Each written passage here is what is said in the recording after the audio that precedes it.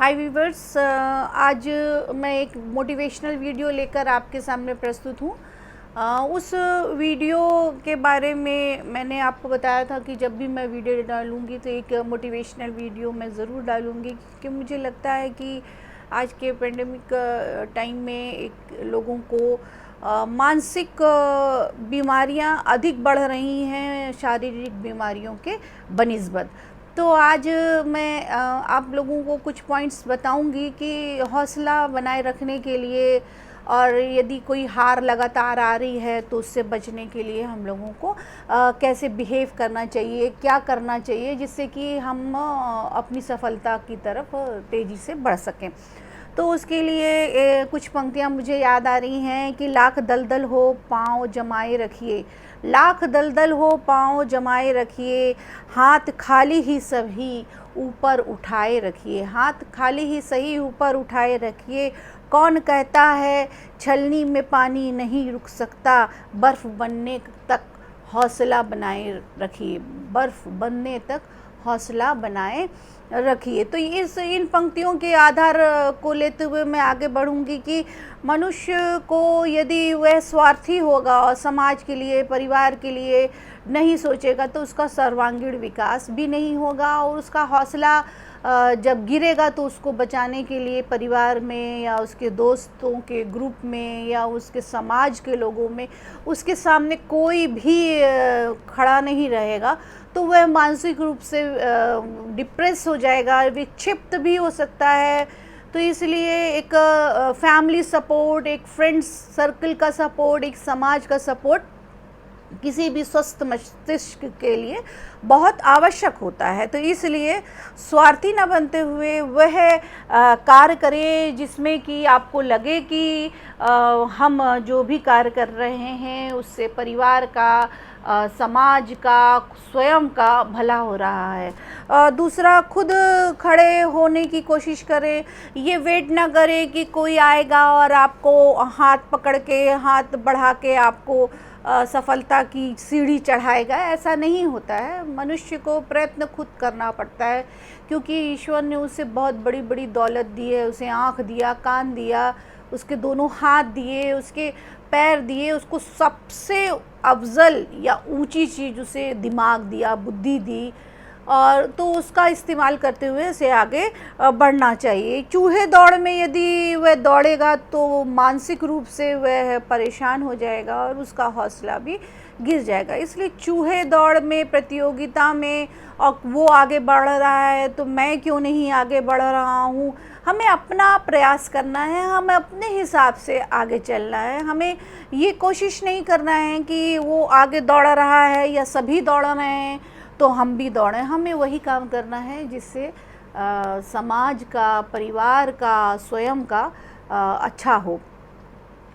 एक फ़कीर था, उस कहानी में मुझे याद आ रहा है कि एक फ़कीर था, वह जब घर से निकलता था तो 2 दाने अपने झोले में रख लेता था कि ऐसा उसका ये शगुन था कि कहीं कुछ नहीं मिला तो ये 2 दाने होंगे वह, तो वहाँ वह उसे हमेशा लेकर चलता था। तो सामने से एक राजा अपनी सवारी से आ रहा था, तो वह रुक गया और उसने सोचा कि आज तो बहुत अच्छा प्रतिफल मिलने वाला है, बहुत अच्छी भीख मिलने वाली है। तो वह राजा के सामने जाकर खड़ा हो गया और उससे कहने लगा राजा से कि राजा साहब, 2 दान दीजिए। तो जब उन्होंने दान दिया तो सब कुछ वही दाने थे।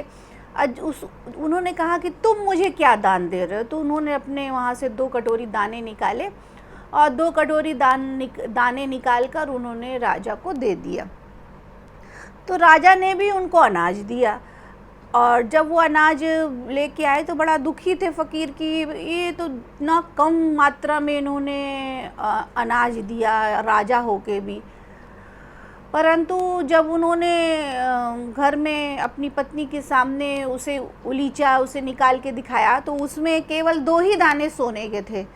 तो उसे लगा कि दान, अगर वो ज़्यादा दाने राजा को दान करता तो शायद उतने ही संख्या में सोने के दाने उसे मिल जाते। तो दान की महिमा को बताया गया है कि दूसरों से हम अपेक्षा तो करते हैं कि वो हमारे लिए ये करे, वो हमारे लिए हमें दान दे, वो हमें आगे बढ़ाए हमारे उसमें, मगर हम उसके लिए क्या करते हैं, हम उस समाज के लिए क्या करते हैं? हम दूसरे की उपेक्षा करते हैं और हम अपेक्षा रखते हैं।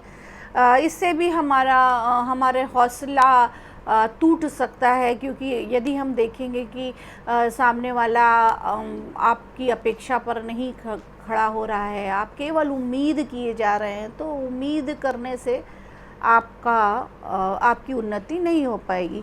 मन चंगा तो कठौती में गंगा। महाराज एक इस कहानी याद आ रही है कि एक महाराज एक आत्मज्ञान चाहते थे, मन एकाग्र नहीं हो पाता था। तो वो जब उनका मन एकाग्र नहीं हो पाया तो वह एक संत के पास गए और संत से कहा कि उन्होंने कहा कि मुझे आत्मज्ञान दीजिए कि मैं एकाग्र हो जाऊं। और एकाग्रता आप जानते हैं कि एकाग्रता अवश्य होती है अगर आप एकाग्र नहीं हैं, क्योंकि एकाग्र नहीं होने से, कंसंट्रेशन नहीं बनाने से कोई भी चीज़ आपकी सफलता की ओर नहीं बढ़ सकती। तो इसलिए आपने ये सोचा कि जब उन्होंने कहा कि ठीक है कल मैं आपके यहाँ दावत में आऊँगा, तो विभिन्न प्रकार के व्यंजन उनकी पत्नी ने, राजा की महारानी ने बहुत सारे व्यंजन उनको परोसे।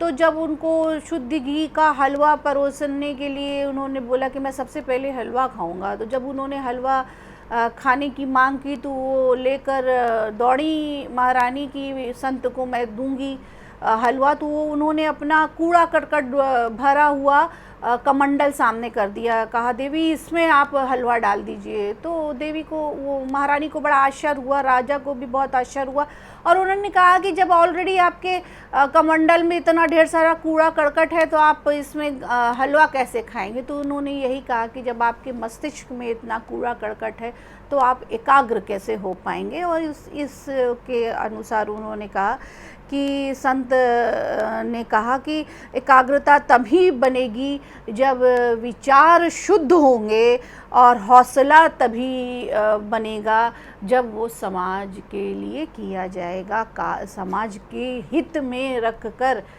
कल्याण को देखते हुए यदि कोई कार्य किया जाएगा तो ही वो एकाग्रता और हौसला बना रह सकता है। शुद्ध आचरण करना चाहिए, परोपकार, मन मस्तिष्क को स्वस्थ रखना चाहिए, और ऊर्जा रूपी बैटरी को रिचार्ज करने के लिए आपको जो अच्छा लगता है, क्योंकि मनुष्य की उन्नति का, आगे बढ़ने का संबंध तन से अधिक मन से है। तो मन को स्वस्थ रखें और तनाव से मुक्त रहें और हौसला बनाए रखें। एक ना एक दिन निश्चित ही विजय हासिल होगी। धन्यवाद व्यूवर्स। आपको ये पसंद आया हो तो आप लाइक, कमेंट, शेयर ज़रूर करें, मुझे अच्छा लगेगा। और अगर आप किसी और विषय पे वीडियो चाहते हैं तो आप मुझे ज़रूर कमेंट्स बॉक्स में रखें। Thank you viewers, thank you very much.